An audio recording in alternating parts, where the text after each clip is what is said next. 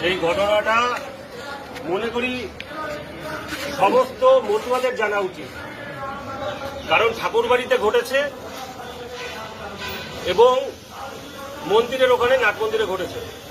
তো মতুয়াদের জানা উচিত এই কারণে, রাজনৈতিক কে কোন জায়গার দলের আছে সেটা রাজনৈতিক ব্যাপার হতে পারে, কিন্তু যে ব্যাপারটা হয়েছে সেটা মতুয়াদের ব্যাপার। কারণ এই ঠাকুরবাড়িটা সমগ্র মতুয়া সমাজের সমস্ত যারা মানুষ যারা মতুয়া আছে তাদের সবার আগে জানার দরকার।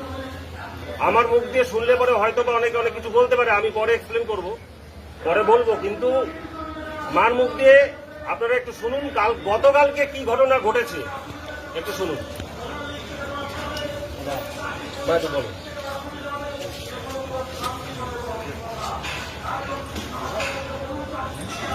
নাট মন্দিরে যে এখন যে কাজগুলো হচ্ছে সেই কাজগুলো হচ্ছে আমি এটা শুনতে পেরেছি। শুনতে পেরে আমি বলছি কি, তাহলে যখন শান্তনু এখানে কাজ করবে তাহলে ওরা দুই ভাই নাট মন্দিরে দুই জায়গায় দুই ভাই করবে, দুই সাইড।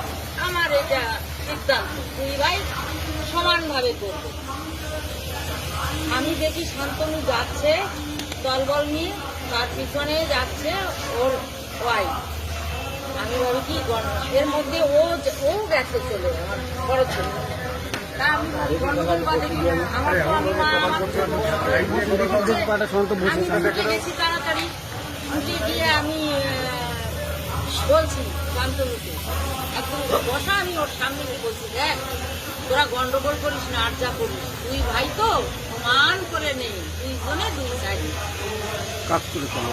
সঙ্গে সঙ্গে আমাকে বলে, তুমি আসছো কেন এখানে, তোমার এখানে কি দরকার, গন্ডগোল বাজাতে আসছো?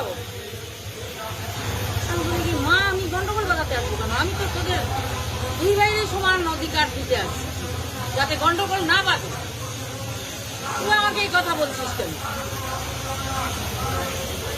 তুমি চলে যাও, তুমি চলে যাও। আমি বলছি, তোর মিসেস আসছে কেন, সে যদি আসতে পারে তা আমি তো তোদের মামি তো আসতে পারি, আমি আসতে পারি না, সে কথা আমি বলেছি।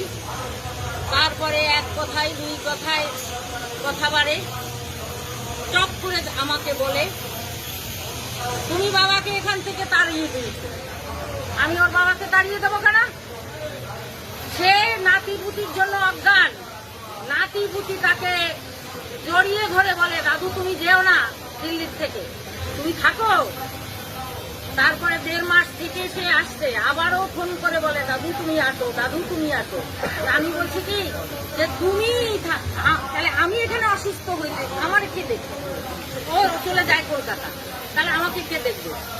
তুমি থাকো 1.5 মাস, তারপরে তুমি যাবা।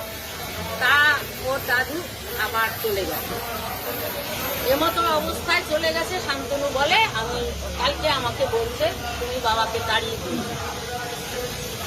জানি না, আমার কোনো এই জানার ইচ্ছাও নেই যে এই ধরনের কথা বলেছে। তারপরে অনেক এ কথা সে কথা ধস্তাধস্তি, মানে আমাকে অনেক কিছু বলেছে। আমি বলি, মারবি মার, এই যে আমি দিছি পিঠ পেতে, মার আমাকে। বলে পাগল হয়ে গেছে, মাথা একদম গেছে, পাগল হয়ে গেছে। আমি অনেক এরকম তর্ক বিতর্ক হচ্ছে। ওই তন্ময় আর ওই রাজু, এই দুটো আমার এই বাড়িটাকে শেষ করছে, এই দুটো আমার এই সংসারে আগুন ধরাইছে।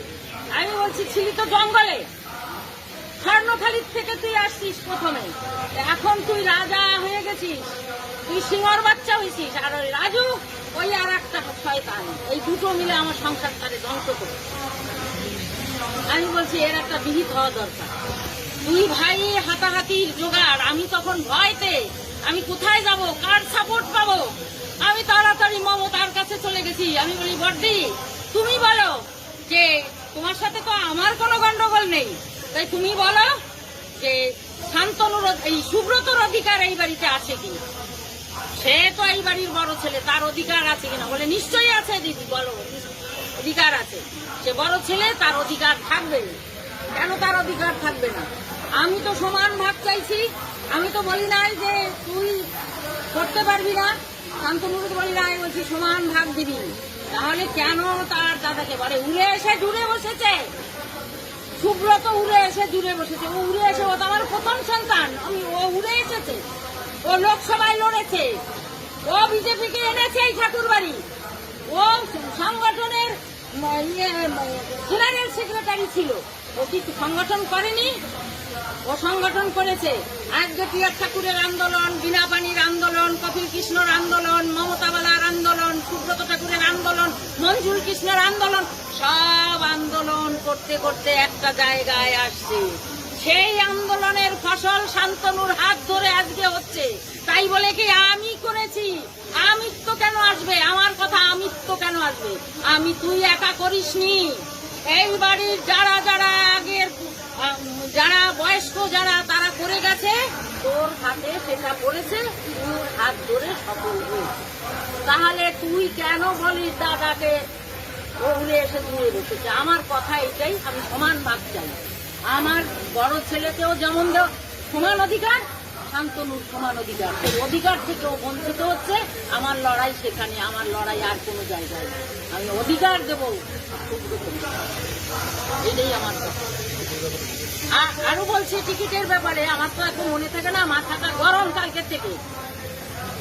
ওই কথার মধ্যে, ওই যে চলছে কথার মধ্যে, বলে ও আমার পা ধরে টিকিট নিয়েছে গাইঘাটা বিধানসভায়। আমি টিকিটটা তো তোমাকে দিতাম, তোমার টিকিটটা ওকে দিয়েছি, ও আমার পা ধরে টিকিট নিয়েছে। আর বলছে যে ওই 2026-এ কি করে টিকিট পায় গাইঘাটা বিধানসভায়, আমি দেখে নেব কি করে ও টিকিট পায় 2026-এ গাইঘাটা বিধানসভায়, সেটা আমি দেখে নেব। আমি বলিস না, ওকে দিস না, টিকিটটা তোমাকে দিস। আমি বলেছি, যেটা বলেছি আমি সেটা ওকে দেওয়া লাগবে না, তুই তোমাকে দিস টিকিটটা।